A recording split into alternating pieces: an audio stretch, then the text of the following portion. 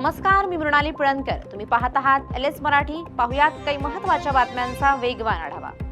अंतरवालीत या सत्य समोर आणतो. राधाकृष्ण विखे पाटीलांना मनोज जरांगे यांचं थेट आव्हान. 58 लाख कुणबी नोंदी कमी करू नका, अन्यथा रस्ते बंद होतील. सरकारला मनोज जरांगेंचा थेट इशारा. धाराशिवमध्ये 11 दिवसांपासून सुरू असलेल्या जनहित संघटनेच्या साखळी उपोषणाला आमदार बच्चू कडूंची भेट. उपोषणकर्त्यांना बच्चू कडूंचं अँब्युलन्स देण्याचं आश्वासन.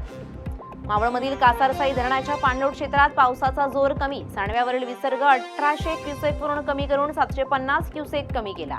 पुण्यातील येरवडा पोलिसांची बेकायदेशीरपणे बंदूक बाळगणाऱ्या टोळीवर कारवाई. देशी बनावटीचं पिस्तूल आणि जिवंत काडतूस असा 90,000चा मुद्देमाल जप्त. नाशिक जिल्ह्यातील बागलाण तालुक्यात मुसळधार पाऊस. हरणबारी धरणातून 10,000 क्युसेकनं पाणी सोडल्यानं मोसम नदीत पूरस्थिती. अनेक गावांचा संपर्क तुटला.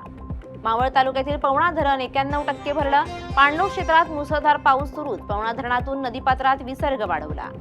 भाताचा आगर म्हणून ओळखल्या जाणाऱ्या मावळमध्ये पावसाची हजेरी. रखडलेल्या भात लागवडीला पुन्हा वेग. पवना धरणाच्या पाणलोट क्षेत्रासह पवन मावळमध्ये मुसळधार पावसाची हजेरी. तहसील प्रशासनाचा नागरिकांना सतर्कतेचा इशारा. बुलढाण्यातील जळगाव जामोदमध्ये दुर्दैवी घटना. नदीत पाय घसरून 52 वर्षीय व्यक्तीचा बुडून मृत्यू. नगरसेवकाच्या प्रयत्नांना अपयश. पुण्यातील धरण क्षेत्रात पावसाचा जोर ओसरला. खडकवासला धरणातून पाण्याचा विसर्ग कमी. खडकवासला धरणातून मुठा नदीत 6 TMC पाणी सोडलं. या होत्या आताच्या घडीच्या काही महत्त्वाच्या बातम्या. अशाच महत्त्वाच्या बातम्यांसाठी तुम्ही पाहत रहा LS मराठी.